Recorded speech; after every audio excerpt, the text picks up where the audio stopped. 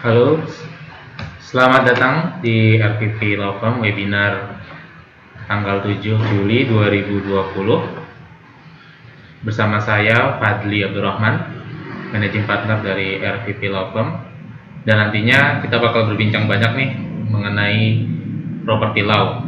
Property law sendiri merupakan hal yang sangat luas yang perlu kita bahas. Sebelumnya saya akan memperkenalkan diri, company profile kami.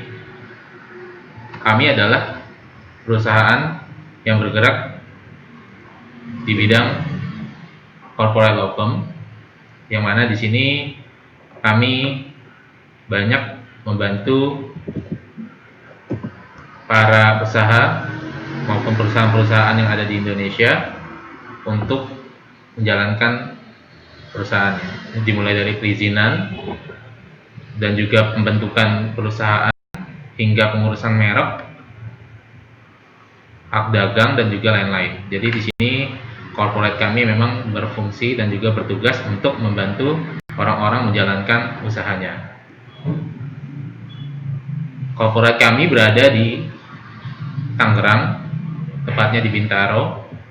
Corporate kami saat ini sudah lumayan banyak dan memang banyak kasus-kasus yang menarik untuk dibahas, khususnya dari bidang properti.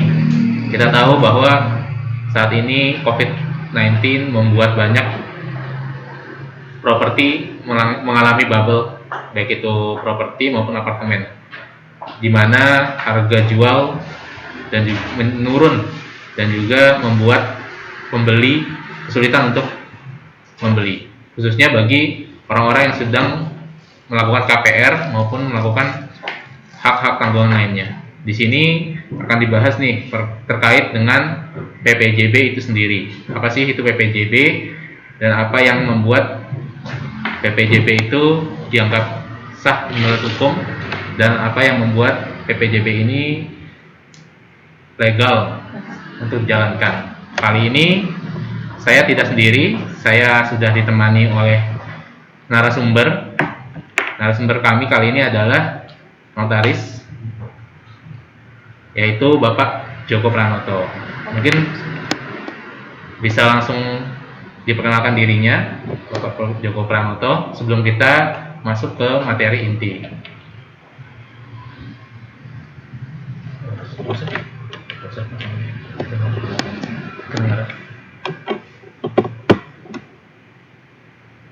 Baik, terima kasih. Assalamualaikum warahmatullahi wabarakatuh. Selamat siang, Pak Justisia. Terima kasih. Alhamdulillahirabbil alamin. Puji syukur kehadirat Allah Subhanahu wa taala selalu kita aturkan atas rahmat dan hidayah dari Allah kita bisa bertemu kembali dalam acara webinar kali ini. Terima kasih juga saya sampaikan kepada RFP Law Firm, sebuah firma hukum yang berada di kota Tangerang Selatan, tepatnya di wilayah Bintaro, karena telah mengundang saya untuk ikut menjadi narasumber dalam diskusi teknik pembuatan PPJB dan jenis-jenis dari PPJB. Baik. Oke, itu tadi sedikit perkenalan dari Bapak Joko Pranoto. Beliau memang ahli di bidang properti dan memang sudah banyak menangani perkara-perkara maupun transaksi-transaksi KJB, jual beli.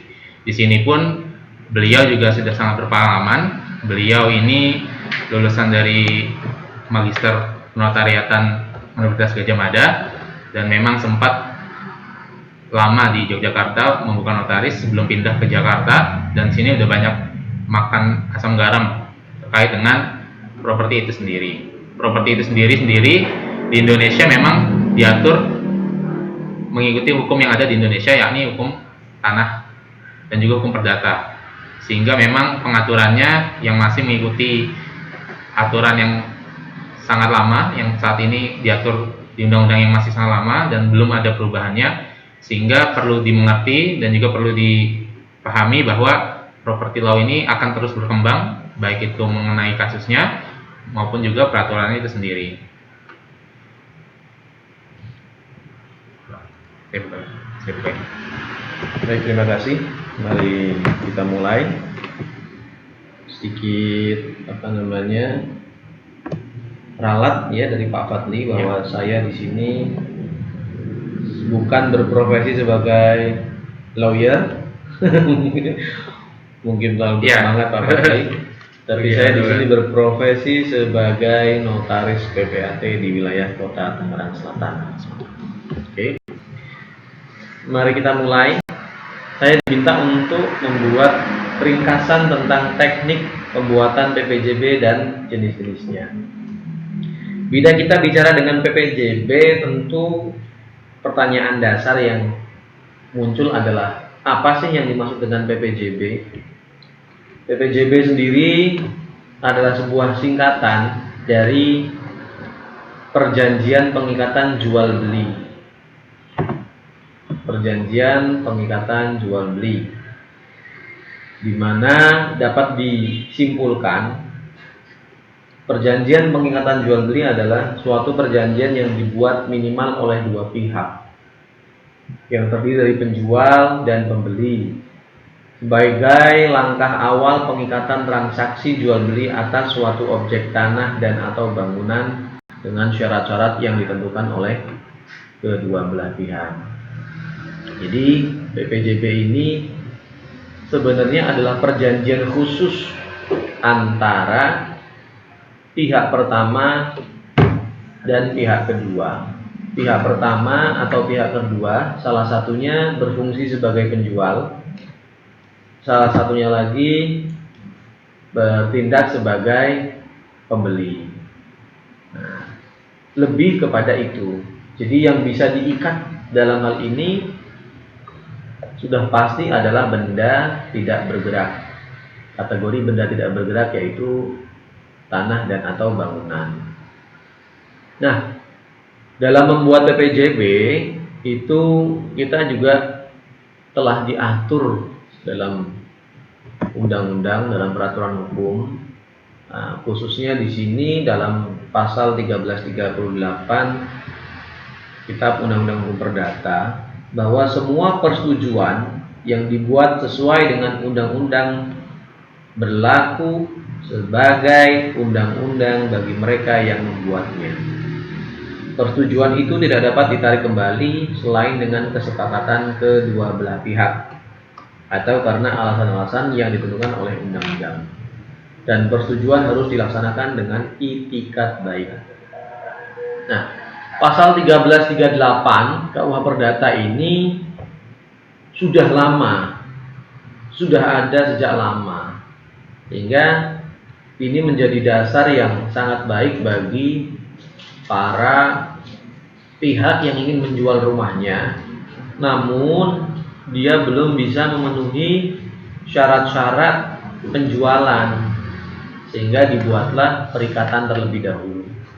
Kita ketahui bersama bahwa dalam melakukan sebuah transaksi jual beli itu hanya sah bila dilakukan oleh dan di hadapan pejabat pembuat akta tanah yang berwenang.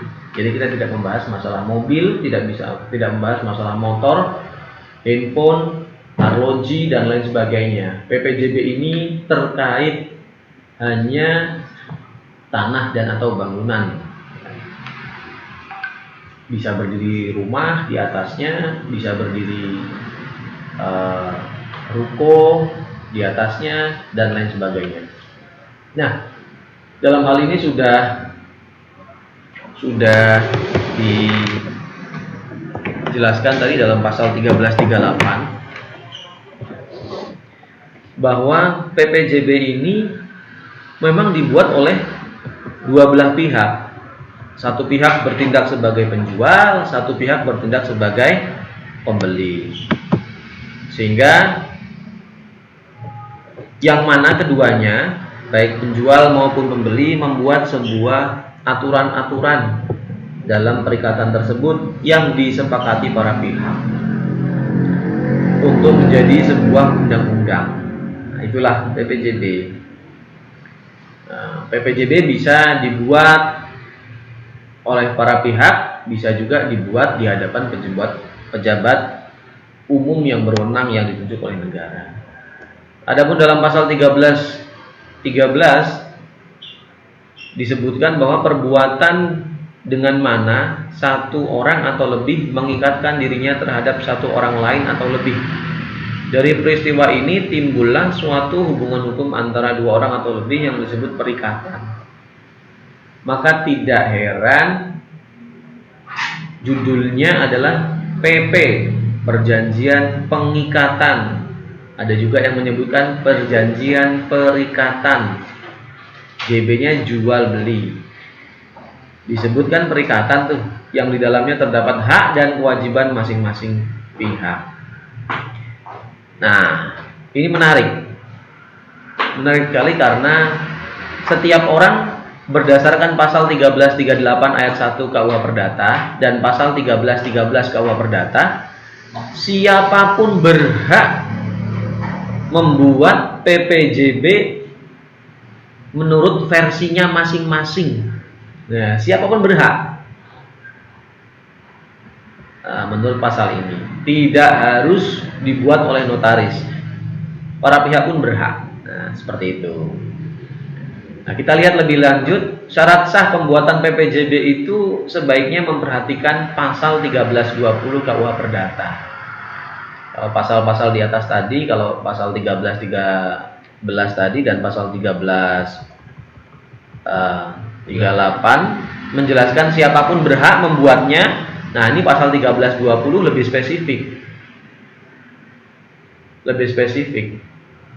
Bagaimana spesifiknya? Pasal 1320 ini sudah membuat 4 acuan utama dalam membuat sebuah PPJB. Antara lain, yang pertama, harus adanya kesepakatan yang mengikat di antara para pihak atau adanya konsensus. Konsensus ini diatur dalam pasal 1312 dan 1328 sampai dengan 1328 KUH Perdata. Yang intinya orang bersepakat itu, para pihak yang bersepakat itu tidaklah dalam keadaan paksaan atau duang. Paksaan ini bisa mengandung tindakan, ancaman, atau intimidasi. Jadi kalau membuat PPJB itu salah satu pihak tidak boleh dalam keadaan terpaksa. Semuanya harus sama-sama sepakat. Kemudian juga tidak boleh mengandung penipuan atau bedroh. Bahasa Belandanya bedroh. Kalau paksaan bahasa Belandanya dwang. Termasuk penipuan itu, si penjual tidak menginformasikan adanya cacat yang tersembunyi pada objek yang diperjualbelikan. Mungkin rumahnya itu bawahnya adalah bekas kuburan, atau di bawah tanahnya itu ada bekas sawah, atau di bawah tanahnya itu bekas rawa yang diuruk. Nah, itu suatu saat itu nanti akan bisa menimbulkan perselisihan. Karena umumnya kalau sebuah rumah yang dibangun oleh developer di atas sawah dan rawa itu umumnya airnya itu tidak baik, cenderung kuning, keruh. Walau demikian, ketika developer telah menginformasikan, maka sudah tidak ada lagi unsur penipuan di situ. Nah, itu perlu dijelaskan tentang kelebihan-kelebihannya dari objek penjual beli ini dan tentang kelemahan dari objek jual beli. Atau bisa juga rumahnya bocor di belakang, bisa juga ya bermacam-macam lah. Terus kemudian tidak mengandung unsur kesesatan, kekhilafan atau kekeliruan. Artinya apa? Sesat, khilaf dan keliru. Misalkan saja seperti ini. Ada salah tafsir terhadap pengertian dari pasal demi pasalnya. Contoh, pasal apa itu? Mungkin pasal tentang pembatalan suatu perjanjian. Nah, pembatalan ini kan sangat riskan. Yang satu menganggap musyawarah saja, yang satu menganggap langsung pengadilan bila terjadi perselisihan. Padahal di situ tidak disebutkan, hanya disebutkan pembatalan dilakukan oleh kedua belah pihak, tapi tidak dicantumkan pasal penyelesaian sengketanya. Itu berbahaya, sehingga agar tidak menimbulkan multi tafsir mandiri di antara para pihak, maka perlu disebutkan bila terjadi sengketa atau perselisihan di antara kedua belah pihak, maka para pihak akan menempuh jalan musyawarah untuk mencapai mufakat. Kemudian bila musyawarah untuk mufakat tidak tercapai, maka para pihak sepakat untuk menyelesaikannya di kantor pengadilan mana, kota mana gitu. Kemudian yang kedua, selain sepakat, para pihak juga PPJB juga harus memperhatikan cakap hukum. Jadi cakap itu bukan orangnya tampan, bukan orangnya cantik, itu bukan. Cakap itu artinya yang bersangkutan, pihak pertama maupun pihak kedua, telah memenuhi unsur dewasa dalam undang-undang. Di sini pasal 330 KUH Perdata telah memberikan batas usia dewasa, yaitu 21 tahun atau sudah menikah. Sedangkan pasal 47 dan pasal 50 Undang-Undang Nomor 1 Tahun 74 tentang perkawinan menjelaskan batas dewasa adalah 18 tahun. Di kantor pertanahan sendiri, berdasarkan update terbaru dari keputusan Menteri BPN, Badan Pertanahan Nasional, batas usia dewasa adalah 18 tahun, bukan lagi 21 tahun. Nah, itu menjadi acuan bagi seluruh kantor pertanahan untuk menggunakan batas dewasanya. Terlebih lagi, baru-baru ini MK mengabulkan gugatan perbedaan batas usia dewasa antara perempuan dan laki-laki untuk menikah. Telah terjadi diskriminasi perbedaan usia, sehingga MK mengabulkan gugatan pemohon dan memerintahkan kepada Badan Legislatif atau DPR paling lambat 3 tahun sejak putusan dikeluarkan untuk merevisi sesuai dengan permohonan dari pemohon. Itu batas usia dewasa. Sehingga kalau belum dewasa, belum 18 tahun, itu ada syarat-syaratnya. Contoh nih, misalkan terjadi pihak pertama selaku penjual adalah ahli waris dari orang tuanya yang telah meninggal dunia. Bapak ibunya meninggal dunia karena kecelakaan bersama-sama, anaknya masih di bawah 18 tahun. Ingin menjual rumah tersebut, maka anaknya tidak bisa menandatangani akta PPJB atau menandatangani PPJB yang dibuat para pihak sendiri, tidak bisa. Harus ada aturan yang dipenuhi dulu. Antara lain, aturan yang harus dipenuhi adalah mendapatkan putusan pengadilan, entah dia di bawah pengampuan siapa yang ditunjuk oleh pengadilan, lalu diwakili oleh yang ditunjuk oleh pengadilan untuk membuat perikatan, perjanjian sesuai dengan aturan hukum yang berlaku. Sehingga intinya ada syarat-syaratnya. Kalau belum dewasa ada syarat-syaratnya. Kemudian yang terakhir, dalam membuat PPJB setelah adanya sepakat, setelah adanya cakap hukum dewasa, setelah adanya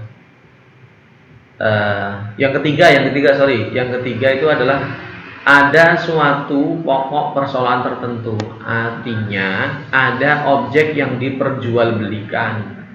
Objek itu harus paling sedikit dapat ditentukan jenisnya, atau minimal di kemudian hari dapat ditentukan jenisnya. Ini dapat dilihat dari pasal 1332 sampai dengan 1334 KUH Perdata.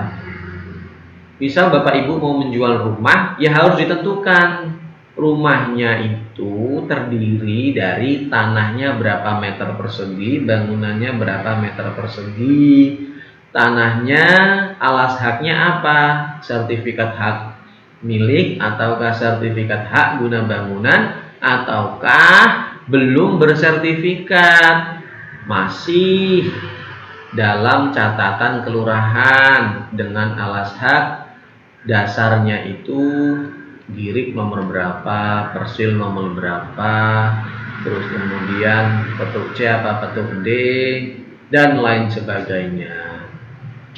Harus dijelaskan di situ. Terus kemudian kalau misalkan ada bangunan, maka nomor IMB-nya itu berapa.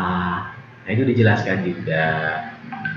Nah, kalau tidak ada IMB-nya sebutkan bangunannya tidak memiliki IMB atau belum memiliki IMB, juga disebutkan itu, supaya tidak ada multitafsir dan tidak ada unsur penipuan yang bisa diklaim oleh pihak lawan. Nah, itu demikian, minimal harus 3 itu. Dan yang terakhir, adanya suatu sebab yang halal. Artinya apa? Harus ada sertifikat dari MUI, begitu maksudnya? Tidak. Suatu sebab yang halal itu adalah tidak bertentangan dengan undang-undang, atau tidak bertentangan dengan kesusilaan, atau tidak bertentangan dengan ketertiban umum. Jadi dalam membuat PPJB itu tidak boleh bertentangan dengan undang-undang, kesusilaan, dan ketertiban umum. Contoh nih, PPJB dibuat, penjual menjual tanah tersebut kepada pembeli kan. Nah, pembeli menggunakan tanah tersebut di kemudian hari setelah dibeli untuk peruntukannya apa ini. Nah, kalau developer kan sudah jelas itu peruntukannya adalah rumah tinggal atau rumah toko atau apartemen. Nah, tidak boleh kemudian peruntukannya adalah rumah bordil atau lokalisasi. Tidak boleh, bertentangan itu dengan undang-undang, dengan kesusilaan dan ketertiban umum. Nah, itu sebagai contohnya saja, tidak boleh seperti itu. Terus kemudian peruntukannya untuk apa lagi silakan. Yang penting sesuai dengan peraturan dari pemerintah daerah setempat tentang tata letak dan tata ruangnya. Sehingga PPJB itu minimal harus memperhatikan 4 hal ini dalam membuatnya. Baik itu dibuat sendiri oleh para pihak, atau dibuat oleh developer, atau bahkan dibuat oleh notaris dan pejabat lain yang berwenang, maka harus memperhatikan 4 hal ini. Nah, akibat hukumnya apa bila tidak memperhatikan 4 hal ini? Bila tidak memperhatikan, unsur nomor 1, unsur sepakat dan unsur dewasa tidak dipenuhi, maka akibatnya adalah syarat subjektif tersebut dikatakan tidak dapat terpenuhi, maka dapat voidable, dapat dibatalkan. Oh, ini ternyata yang buat perjanjian belum 18 tahun, belum dewasa. Oh, ini ternyata tidak sepakat karena salah satu pihak ini berada dalam ancaman, berada dalam intimidasi. Nah, itu tidak boleh. Maka itu dapat dibatalkan di pengadilan. Kemudian, bila syarat nomor 3 dan nomor 4 tentang pokok, tentang objek jual beli dan tentang sebab yang halal itu tidak dipenuhi, maka secara otomatis batal demi hukum perjanjian PPJB-nya. Nah, ini harus diperhatikan. Harus benar-benar diperhatikan sehingga para pihak yang membuat PPJB perjanjiannya tidak sia-sia. Nah, sedikit kita bahas tentang asas-asas dalam pembuatan PPJB. Nah, Asasnya minimal harus ada 3. Asas kebebasan berkontrak yang disebutkan dalam pasal 1338 KUH Perdata, di mana setiap orang berhak membuat perjanjian. Seperti di atas nih ya, saya ke atas lagi. Nah, semua persetujuan yang dibuat sesuai dengan undang-undang berlaku sebagai undang-undang bagi mereka yang membuatnya. Jadi PPJB itu harus minimal mengandung, kalau sudah dibuat nanti itu PPJB itu memiliki 3 asas, yaitu yang pertama asas kebebasan berkontrak. Jadi semua persetujuan yang dibuat itu dalam PPJB pasal pertama sampai pasal terakhir itu berlaku sebagai undang-undang yang membuatnya. Para pihak harus tunduk kepada pasal demi pasalnya, gitu loh. Tidak bisa tidak tunduk. Ini menjadi dasar para pihak untuk menyelesaikan sengketa di kemudian hari atau untuk menuntaskan perjanjiannya di kemudian hari di hadapan pejabat pembuat akta tanah yang berwenang atau PPAT. Kemudian asas yang kedua, asas pacta sunt servanda ini. Jadi PPJB kan menjadi dasar hukum mengikat bagi para pihak. Ini juga diakui dalam Konvensi Wina pasal 26 tahun 1969. Every treaty in force is binding upon the parties to it and must be performed by them in good faith.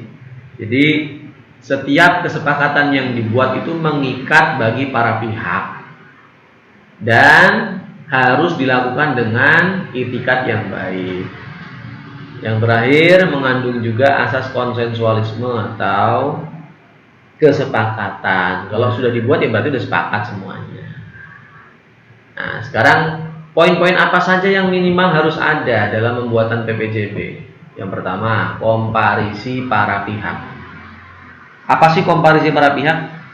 Komparisi para pihak itu setidaknya menyebutkan siapa penjualnya dan siapa pembelinya.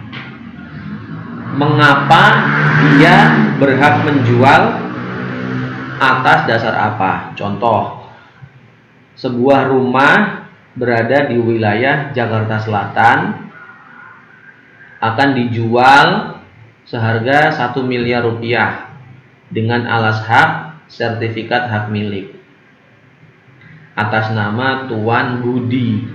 Nah, maka komparisinya Tuan Budi menjual rumah tersebut harus bila sudah menikah, maka bila sudah menikah dan dibeli pada saat telah menikah, maka Tuan Budi harus membawa istrinya dalam perjanjian tersebut, yaitu memberikan persetujuan menjual. Nah, itu fungsinya. Jadi seperti itu. Bila memang pernikahannya tidak ada pisah harta, bila Tuan Budi dengan istrinya ada pisah harta, maka Tuan Budi tidak harus minta persetujuan istrinya untuk menjual. Bila penjualnya berbadan hukum, sebuah perseroan terbatas, maka dilihat anggaran dasarnya. Yang berhak mewakili hanyalah direktur utama sesuai dengan anggaran dasar perseroan terbatas. Lalu dilihat harus kalau tadi orang perseorangan mendapat persetujuan dari istri atau dari suaminya, maka kalau badan hukum perseroan terbatas harus mendapatkan persetujuan dari siapa? Dari komisaris dan atau pemegang saham. Dilihat dulu anggaran dasarnya, apa komisaris saja atau pemegang saham saja, atau komisaris dan pemegang saham semuanya ikut menyetujui. Itu harus jelas. Seperti developer menjual kepada orang perseorangan, maka developer yang berhak mewakili adalah direktur utama. Direktur utama memberikan kuasa boleh kepada siapa? Direktur pemasaran atau manajer marketing boleh, tapi surat kuasanya harus dilampirkan.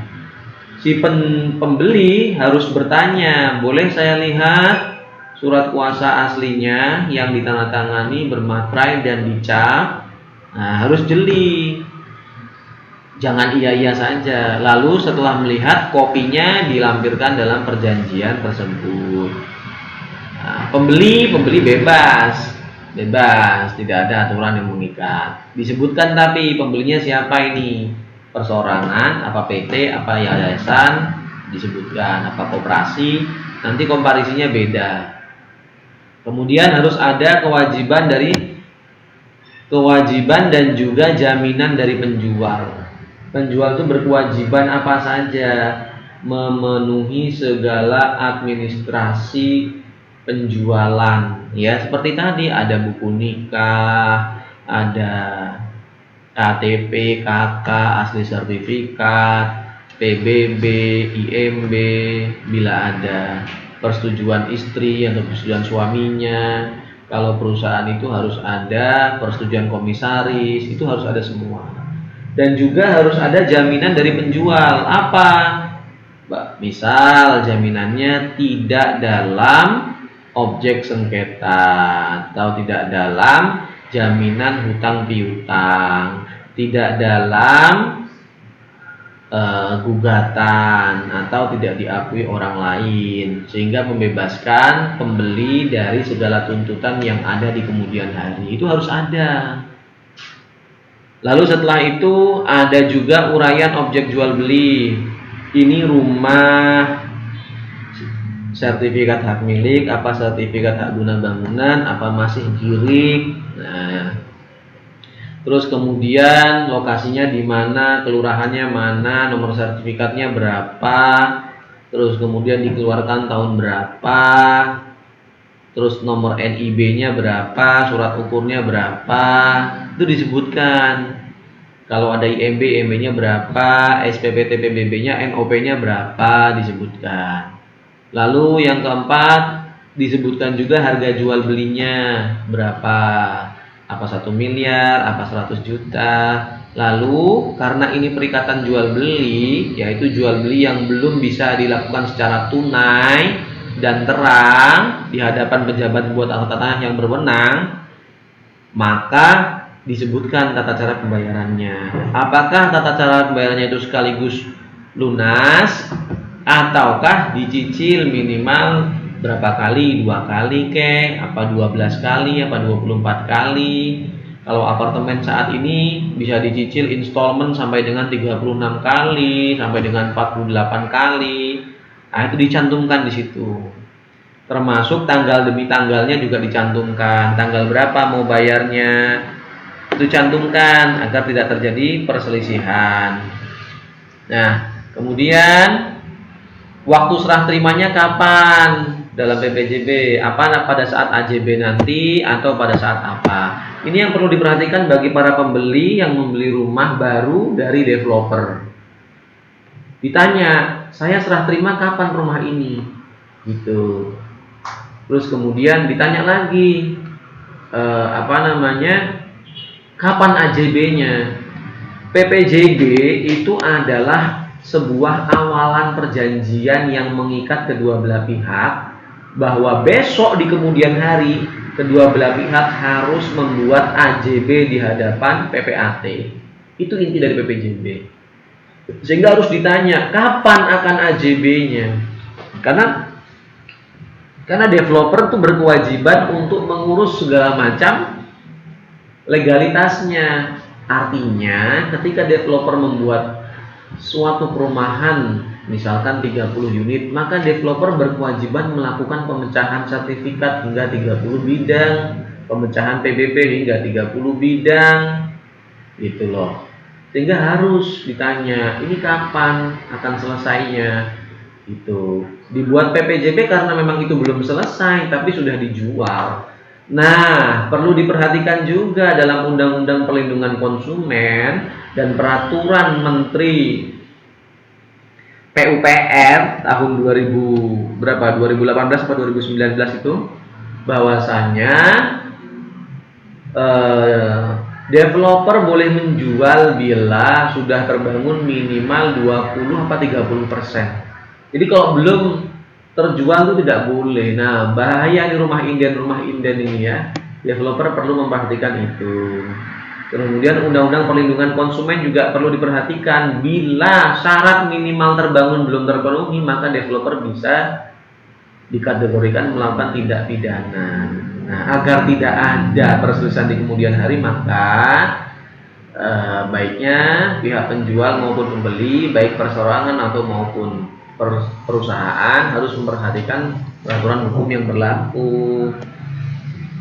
Kemudian umumnya pemeliharaan bangunan bila belum lunas sudah ditempati maka harus dipelihara terlebih dahulu. Siapa yang berkewajiban? Tentu pembeli. Kemudian peruntukan bangunan atau penggunaan bangunan untuk apa ini? Apa rumah tinggal? Apakah rumah toko? Itu harus ada. Jangan sampai peruntukannya rumah tinggal sesuai dengan izin IMB-nya tapi digunakan untuk gudang LPG. Wah, kan bahaya meledak. Atau gudang senjata, nggak bisa gitu loh. Peruntukannya ruko tapi rumah toko tapi digunakan untuk diskotik, nah, nggak bisa juga. Terus kemudian pengalihan hak. Jadi bila nanti si pembeli ingin mengalihkan kepada pihak lain, baru setahun dibeli belum sempat AJB kok ingin dialihkan lagi kepada pihak lain, dicantumkan syaratnya apa saja. Kemudian pembatalan pengikatan itu caranya bagaimana? Kalau batal nanti itu bagaimana? Kalau salah satu pihak meninggal dunia bagaimana? Kalau developernya bangkrut itu bagaimana diselesaikan?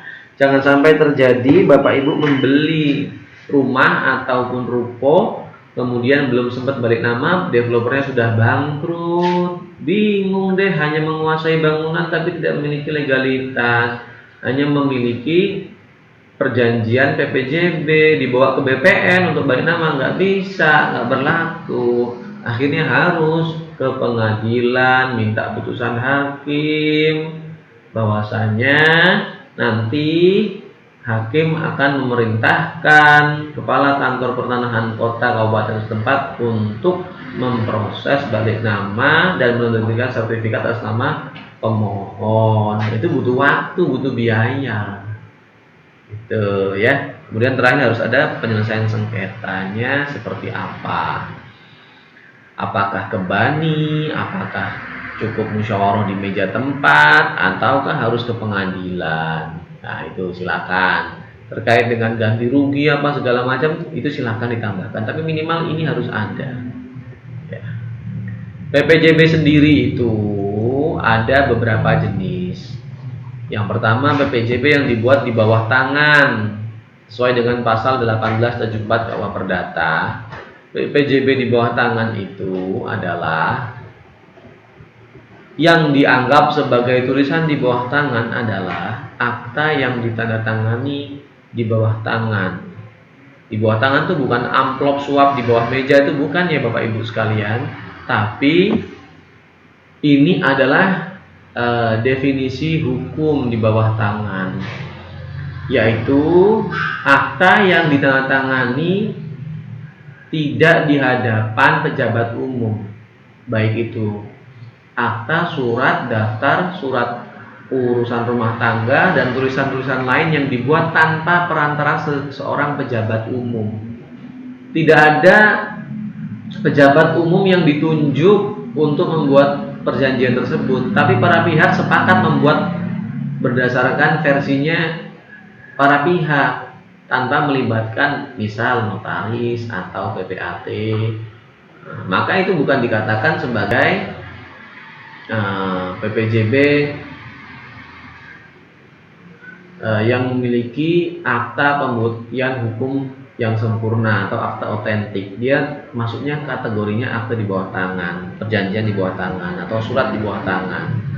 Sedangkan yang kedua, perjanjian dengan akta otentik atau akta notaril. Dalam pasal 1868 KUH Perdata disebutkan, suatu akta otentik ialah suatu akta yang dibuat dalam bentuk yang ditentukan oleh undang-undang atau di hadapan pegawai-pegawai umum yang berkuasa untuk itu, di mana tempat akta itu dibuat.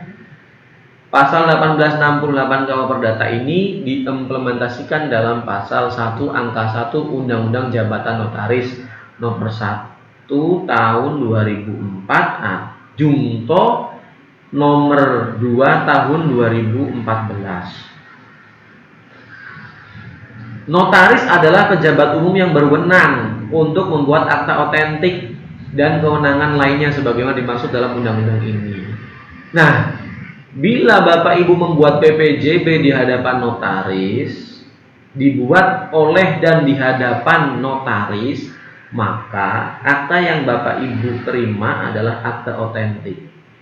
Namun, bila Bapak Ibu membuat PPJB hanya berdasarkan kesepakatan Bapak Ibu antara Bapak Ibu dengan pihak developer atau antara pihak penjual dengan pihak pembeli saja tanpa melibatkan notaris, maka itu bukan masuk kategori akta otentik. Nah, alat buktinya itu sempurna sepanjang tidak ada bantahan dari para pihak. Kalau akta otentik itu alat buktinya, kekuatan hukumnya sempurna, begitu loh.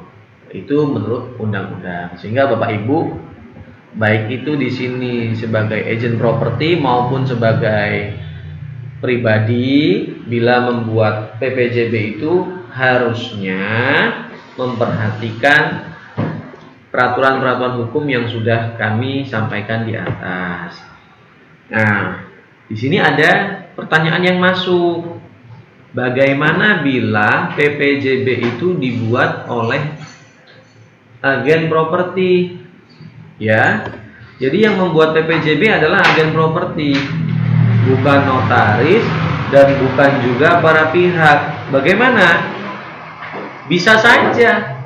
Mungkin ada banyak agent properti di Indonesia, mulai dari sebut saja ada Ray White, ada Era, ada Century, ada Hardcore, ada LJ Hooker, ada Era, ada macam-macam.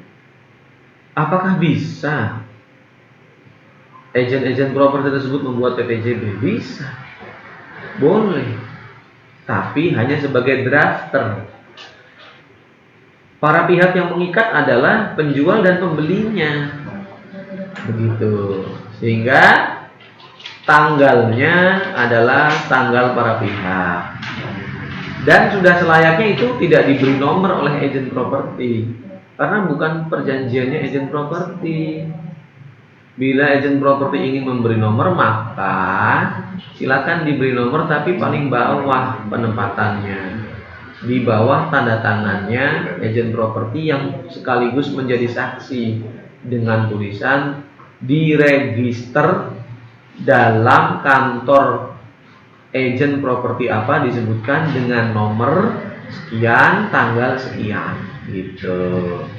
Jadi harus nyambung. Boleh-boleh saja.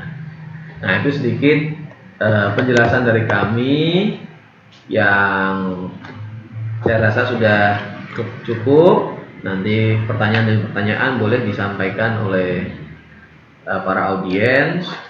Nanti saya akan berusaha menjawab sesuai dengan waktu yang disediakan. Sekian dari saya, terima kasih. Kembali kepada Bapak Fadli.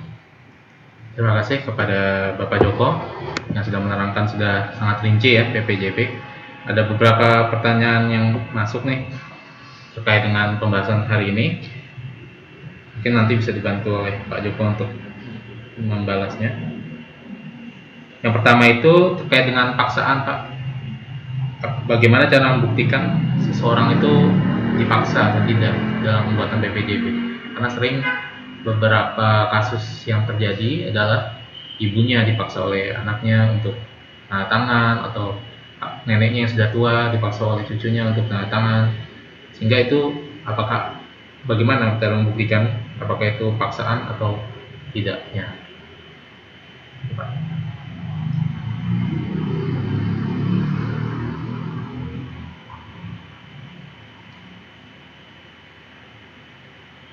Ya, terkait dengan pertanyaan apa ini tadi? Paksaan. Ya. Bagaimana cara membuktikannya? Kan begini. Oh, saya menandatangani perjanjian PPJP dengan developer, tapi kan itu kan yang buat developer Pak, bukan saya. Kalau saya nggak setuju ya saya nggak boleh beli rumahnya, kan begitu ya? Ya. Atau lagi saya ngambil kredit di bank Pak, tapi saya nggak boleh ganti-ganti pasal.